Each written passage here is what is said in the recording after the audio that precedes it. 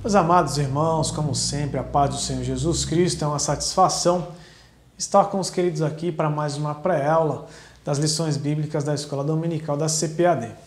Meus amados, eu estou muito satisfeito e contente com esse trimestre que se passou. Hoje nós estamos encerrando esse ciclo de lições que fala sobre a mordomia cristã e, de fato, e com o coração muito alegre, essa lição foi muito pertinente, os assuntos qual nós tratamos, e hoje nós vamos falar da nossa última lição, que é a lição de número 13, e ela vai falar sobre seja um mordomo fiel.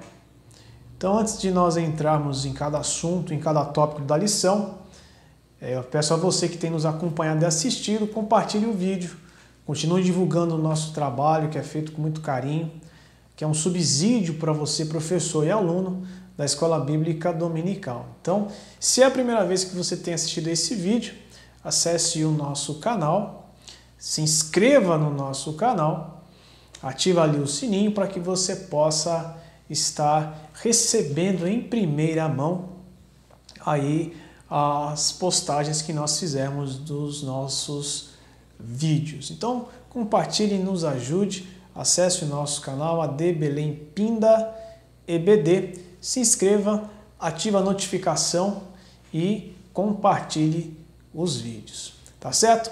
Bom, a nossa lição de hoje, como eu já falei, é a de lição de número 13, com o título Seja um Mordomo Fiel. O textuário está em Mateus, no capítulo 25 e o verso 21. Ele vai destacar o seguinte: e o seu senhor lhe disse, bem está, servo bom e fiel, sobre o pouco foste fiel, sobre o muito te colocarei. Entra no gozo do teu senhor. A nossa verdade prática nos coloca o seguinte: os crentes que fielmente zelam pela vida cristã serão gloriosamente recompensados. E a leitura bíblica em classe está no Evangelho de Lucas, no capítulo 12, do versículo 36 ao 38, e depois do versículo 42 ao 46. O objetivo geral é mostrar que os crentes que zelam pela vida cristã serão gloriosamente recompensados. Os objetivos gerais são três. O primeiro é expor que Deus espera de seus mordomos. O segundo, pontuar as características do mordomo infiel. E o terceiro, destacar as qualidades do mordomo fiel. Bom, antes de nós entrarmos em cada tópico da lição, eu quero fazer uma introdução, algumas pontuações e colocações a respeito desta lição. Como eu já disse, esse trimestre foi muito bom, falamos sobre mordomia de vários aspectos, e essa última lição ela vai enfatizar, ela vai exortar para que o mordomo permaneça fiel, ok? Então, estamos entrando aqui em Lucas, no capítulo 12, e o ponto aqui é muito importante, meus irmãos. Antes aqui de nossa gravação, eu estava conversando sobre essa questão da fidelidade a Deus e da obra de Deus. Então, essa lição ela vai estar abordando ainda uma exortação para que os mordomos do Senhor continuem e permaneçam sendo fiéis ao nosso Senhor e Salvador Jesus Cristo. Então, o assunto da lição, dentre outros assuntos que engloba essa lição, é a prontidão em servir, mas servir com alegria, além da certeza da vinda do Senhor, e o contraste entre os bons servos e os maus servos, e também o fim de cada um deles, né? O escritor ele faz uso da lição até o versículo de número 46. Embora que essa sessão que nós estamos estudando, ela vai iniciar a partir do verso 35, né? E ela vai finalizar ali no versículo de número 48. Então, esta passagem, ela também faz um paralelo com Mateus no capítulo 24, do verso 45 ao 51. E esses versículos no Evangelho de Lucas, eles tratarão sobre a fidelidade, sobre moralidade, além a necessidade de nos apropriarmos de uma conduta reta. Então aqui, como em outros trechos, o autor do livro, desse evangelho, procura firmar preceitos que ajudem os discípulos do reino, ou seja, os mordomos de Cristo, a seguirem um plano de conduta ideal. Uma outra aplicação também visa o que? Todos os discípulos em geral. Então Jesus ele está falando com a multidão e com os discípulos. Então esse assunto, essa lição, ela vai abordar todos os discípulos em geral, ou seja, que servem a Cristo, a comunidade da igreja, todos os seus membros e de mesmo modo ele acaba abarcando os líderes espirituais da igreja, pastores, obreiros. Cada discípulo em particular devem realizar os seus deveres com toda a fidelidade, fazendo então o uso correto dos privilégios e revelações espirituais de que já se dispõe. Quero dizer que essa lição ela vai alcançar todos os cristãos de todos os tempos, independente de quem seja, qual posição eclesiástica, se tem, se não tem. A lição é para todos.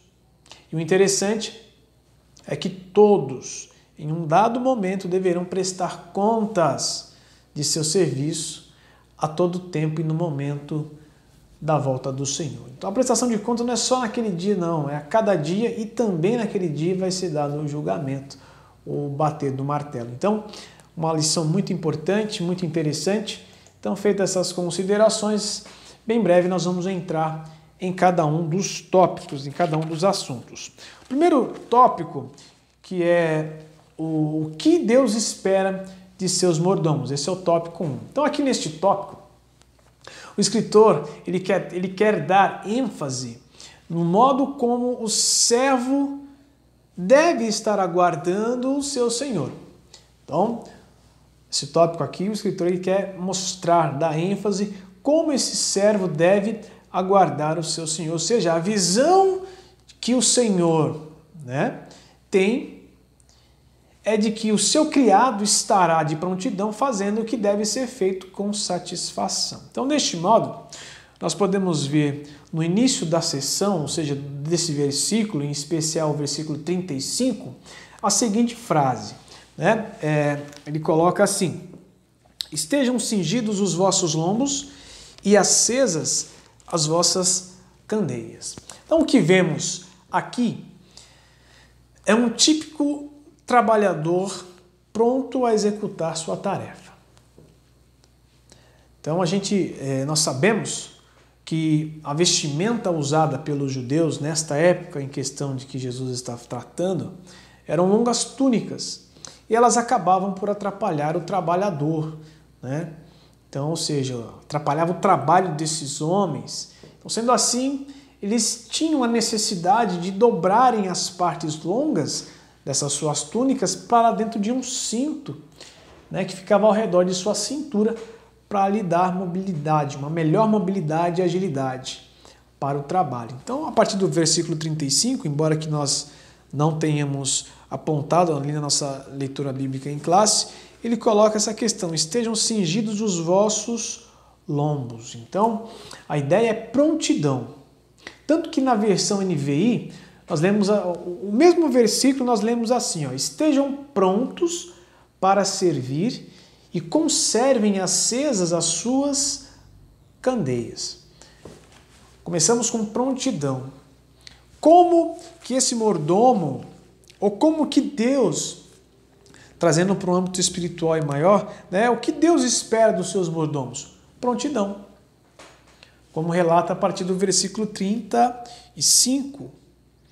E aí, então, Jesus entra com uma parábola para mostrar essa ideia. Então, por qual motivo o servo ele deve estar deste modo, pronto, entrando na parábola? Então, este ensino de Jesus remete à sua volta gloriosa para buscar a igreja. Fala da parúzia de Cristo, ou seja, a segunda volta. Então, até para a segunda volta, O cristão precisa estar pronto, de prontidão. E aí, o que acontece? É usada a figura novamente de uma festa de casamento, mas o Senhor está voltando desta festa. E ao voltar dessa festa, vai ter que bater na porta e alguém vai ter que abrir. Alguém deve estar pronto ali de prontidão, em alerta máximo, aguardando o seu Senhor ansiosamente, não de qualquer maneira, mas de uma maneira pronta, apta para servir, pronto para fazer, com a sua lâmpada acesa.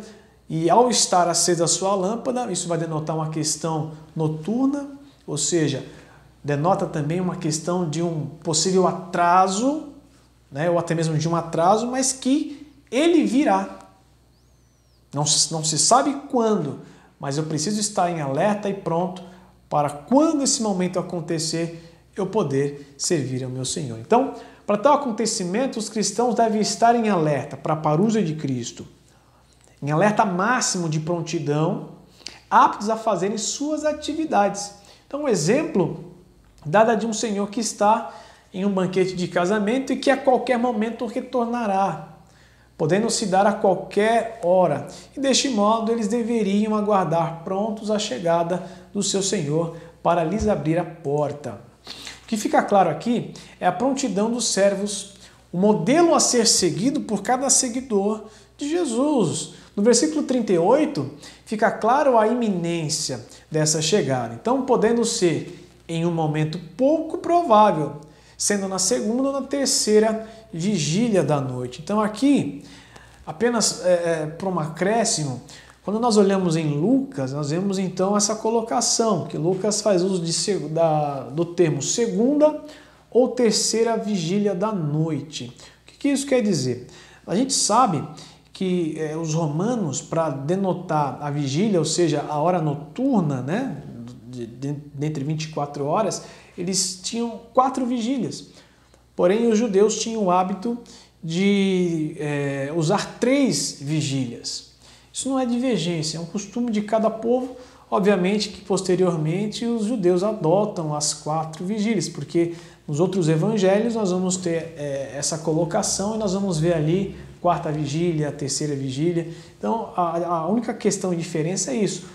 Uma é uma visão da tradição romana, do costume romano, 4 vigílias, e a outra é um costume e tradição judaico de ter 3 vigílias. Então só para você, professor, entender, então as vigílias judaicas, a primeira vigília, ela era dada do pôr do sol até as 22 horas. A segunda vigília das 22 horas até as 2 da manhã. E a terceira vigília das 2 da manhã até o nascer do sol, por volta das 6 da manhã. Então, só um acréscimo aí. E as vigílias romanas era do pôr do sol até as 21 horas, a primeira vigília. A segunda vigília das 21 horas até as 24 horas. E a terceira vigília das 24 horas até as 3 da manhã. E, por fim, a 4ª vigília, que era das 3 da manhã até o nascer do sol, por volta das 6 da manhã, ok? Então, a volta do Senhor, continuando aqui, ela pode ser adiada ou tardar na nossa visão. Porém, ela acontecerá, e a isto devem os seus criados estarem em alerta máximo. Então, a parábola, ela traz essa visão da ideia noturna, porque denota um certo atraso, denota também um retorno num momento não esperado. Mas para aqueles que servem ao seu Senhor com o coração aberto, sincero, esses criados vão estar em alerta, aguardando sim a volta do seu Senhor ansiosamente, ok?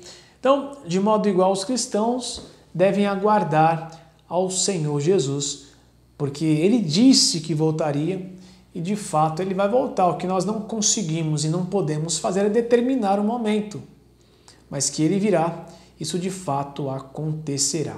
Então Jesus, Ele tira, dentro dessa parábola, Ele vai tirar a ênfase da preocupação com o presente momento e da atenção quanto ao futuro. Por que eu estou fazendo essa colocação? Nós pegamos uma seção de Lucas 12, do versículo 36, né, até o 40 e... até o 46. Então, Lucas 12, 36 e 38, depois do 43 ao 46. Mas está tudo ligado a partir do capítulo 12, desde o versículo de número 1. E quando nós olhamos para o capítulo 12 de Lucas, do verso 1 em diante, Jesus está combatendo ali várias questões e o ponto culminante chega sobre essa questão da parábola. Então, Jesus vai tirar o foco, desde o capítulo 12, das coisas presentes, e aqui ele vai colocar o foco nas coisas do porvir, nas coisas futuras, tá certo? Então, tá tudo interligado, desde o verso 1 do capítulo 12 até nesse momento em qual nós estamos tratando. Então,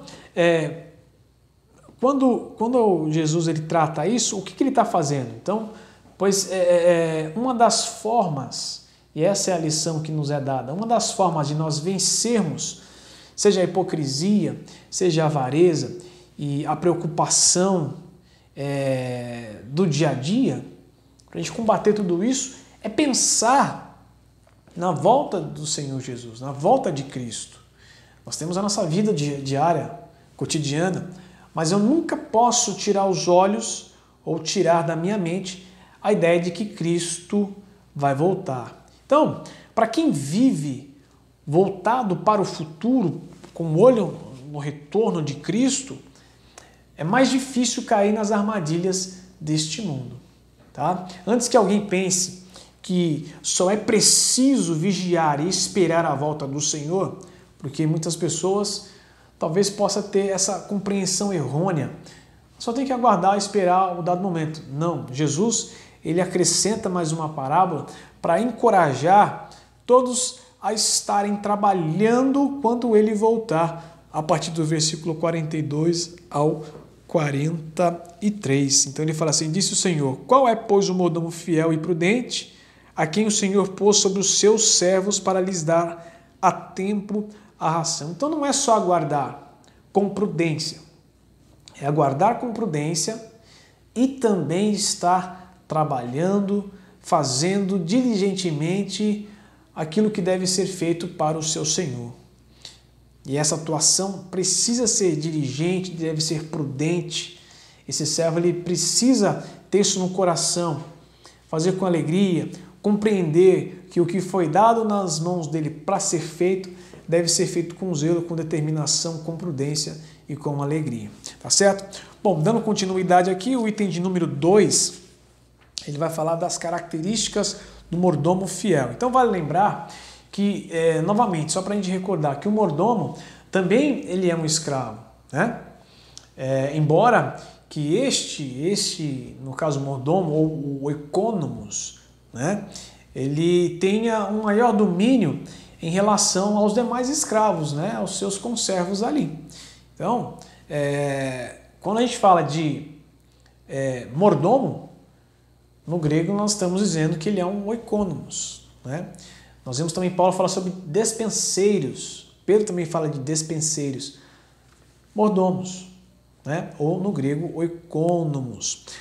E o escravo comum, nós temos no grego o doulos. Então esse oikonomos ele tinha uma autonomia maior do que esse doulos, mas ambos eram escravos, ok? Então o mordomo ele tinha poderes quase ilimitados, né? Como já disse, era um servo, mas tinha controle sobre todos os outros conservos. Então o mordomo fiel, ele administrava a casa do seu amo, né? Ele cuidava das coisas do seu senhor e também das suas propriedades no geral. Porém aqui, neste ponto, nós falaremos do mordomo infiel e das suas características. Então o mordomo deveria fazer isso com sinceridade, com fidelidade, né? Era dado a ele um poder maior, uma autoridade maior, para cuidar dos bens desse teu senhor.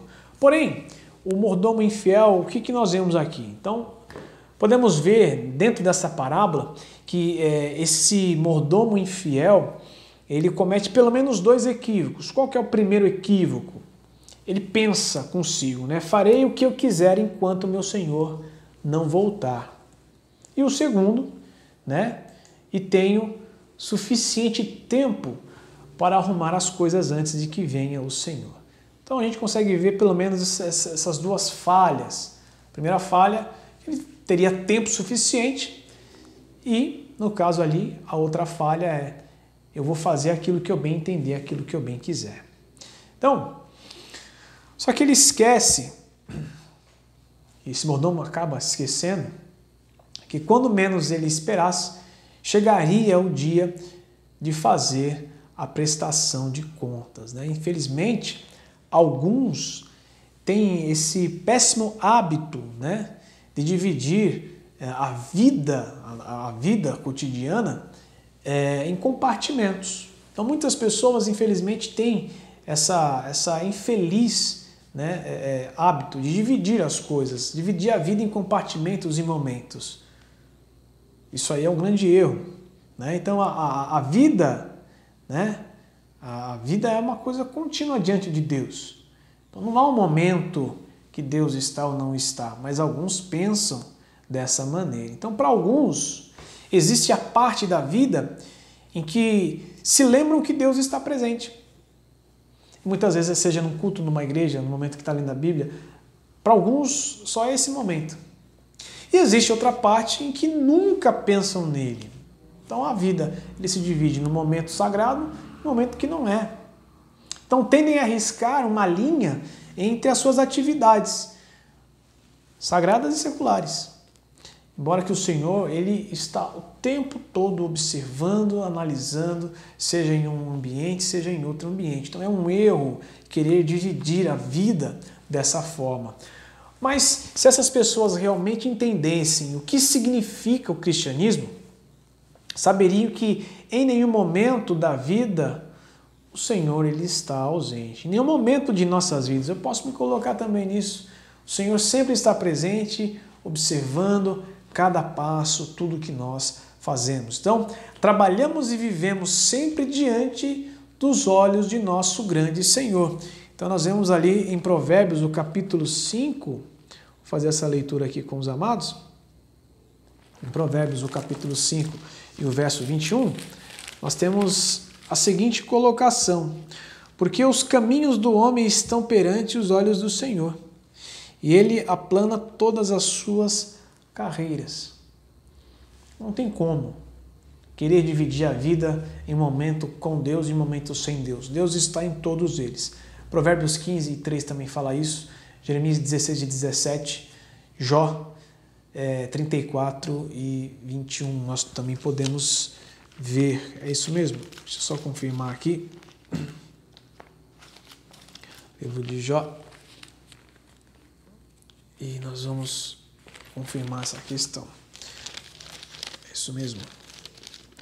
De forma nenhuma. Jó 34. É isso mesmo.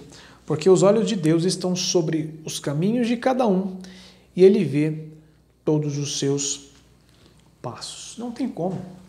Uma coisa só. Uma vez que o cristão começa a pensar que o Senhor não está prestes a voltar, sua vida entra num processo de deterioração.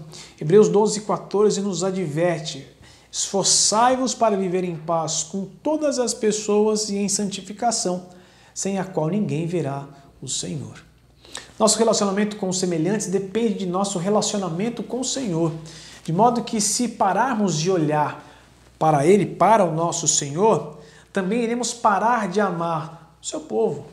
E podemos ver essa triste realidade nas atitudes do mordomo infiel, ao espancar e maltratar os seus conservos. A grande motivação da vida e do serviço cristão deve ser o desejo de agradar ao Senhor, para que em sua volta Ele nos encontre trabalhando fielmente. A lição ela vai abarcar todos, embora que estejam intrinsecamente, especialmente ligados àqueles que ocupam posição de liderança eclesiástica. Então nós vemos que Pedro faz uma pergunta para o Senhor. Pedro ele faz uma pergunta, ele coloca da seguinte maneira, ele coloca assim, Lucas 12, versículo de número 41, ele fala assim: disse-lhe Pedro, Senhor, disseste essa parábola a nós ou também a todos? Como eu já disse, engloba a todos, mas intrinsecamente, especialmente a liderança. Então, para a resposta de Pedro, o Senhor traz outra parábola e denota ali que a quem muito foi dado, muito será cobrado. Tá certo? Então nós podemos ver lá no versículo 47 e no versículo 48. Sendo que é importante acrescentar esses dois versículos, embora que a lição não esteja abrangendo cada um deles. Tá certo? Quanto maior os nossos privilégios, mais Deus Ele vai esperar de cada um de nós. Então, um escravo que abusasse de outro escravo era visto como prejudicando a propriedade de seu senhor. Em alguns casos, eram também objetos de preocupação pessoal do seu senhor. Tá? O que fica revelado a cada um de nós é que a prolongada ausência do Senhor, para alguns, pode gerar uma sensação falsa de liberdade. Para o mordomo desapercebido, para esse mordomo sossegado, descuidado, a demora do seu Senhor, e aí eu coloco na visão da igreja espiritual, a aparente demora de Cristo tem dado uma sensação a cada um dos seus mordomos, a alguns líderes de igreja, alguns pastores e obreiros, essa falsa sensação de fazer o que bem entenderem, porque pensam que vai ter um tempo a mais para se consertar. Então essa falsa sensação de dependência acaba promovendo o quê? Promove que a pessoa viva e faça o que bem entende. Ela promove os seus caprichos e acaba maltratando os seus conservos, porque quem que vai impedir ele de fazer alguma coisa, sendo que ele que está à frente, sendo que ele é o líder disso tudo. Então essa sensação o faz cometer todo tipo de imoralidade, de abusos, e lembre-se que o dia da prestação de contas virá. Então, que haja um sentimento de retorno ao primeiro amor. Finalizando aqui o item 2 e entrando no item 3, as qualidades do mordomo fiel, tá certo? E para mostrar essas qualidades eu quero fazer um contraste com o que Paulo escreve lá em 1 Coríntios, no capítulo 4, e o verso 2. Paulo escreve assim: além disso, requer-se dos dispenseiros, ou seja, dos mordomos ou dos oicônomos, que cada um se ache fiel. O primeiro ponto é a fidelidade. O requisito primordial é que eles sejam fiéis. Pela natureza do trabalho do oicônomos, esse seu trabalho não era constantemente supervisionado o tempo todo, porque entendia-se que ele deveria ser fiel em tudo o que ele fizesse. A gente vê o caso de José. Quando ele é colocado sobre a casa de Potifar ali, ele é fiel, embora que ele seja injustiçado pela mulher de Potifar, e no caso ele acaba sendo preso. Mas o primeiro ponto é a fidelidade, né? O primeiro dos fatores essenciais, portanto, era que o dispenseiro fosse digno de confiança. Este é um princípio importante para todos os cristãos. Nós podemos ver isso em 1 Pedro, no capítulo 4 e no verso 10. Quero ler com os amados aqui rapidamente. 1 Pedro, no capítulo 4 e o verso de número 10, onde ele nos coloca assim: cada um administre os outros o dom como o recebeu, como os bons dispenseiros da multiforme graça de Deus.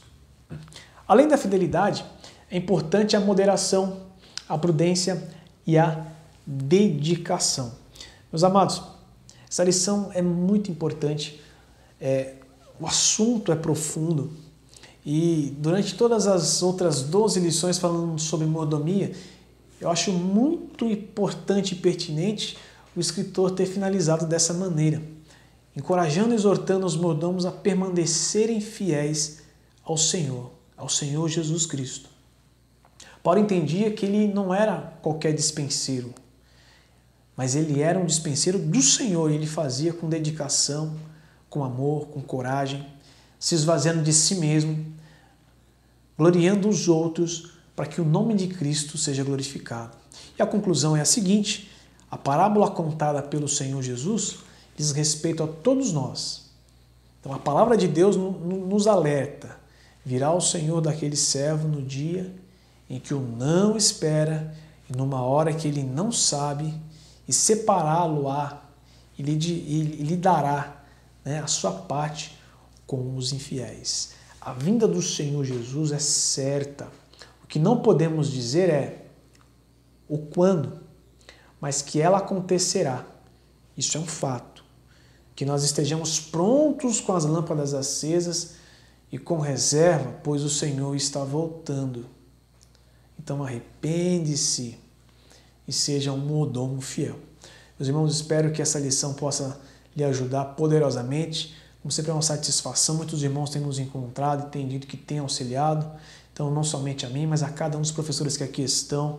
Então continue compartilhando, nos ajudando e que Deus possa abençoar cada um dos amados em Cristo Jesus. E um forte abraço.